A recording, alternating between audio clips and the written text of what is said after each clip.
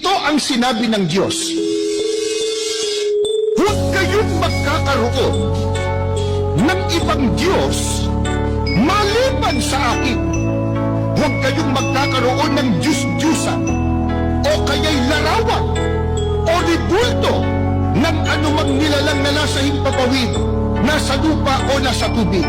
Huwag kayong yuyukod o maglilingkod sa alinman sa mga Diyos-Diyusan yan, sapagkat akong Panginoon ay papalibughuin.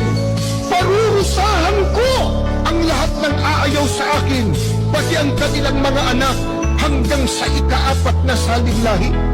Napakabigat po palang kasalanan sa harap ng Diyos, yung pagsamba sa mga larawan, imahin o ribulto. Bakit? Ang Diyos mismo nagbawal. Ano sabi niya sa tao? Huwag kayong magkakaroon ng ibang Diyos maliban sa akin.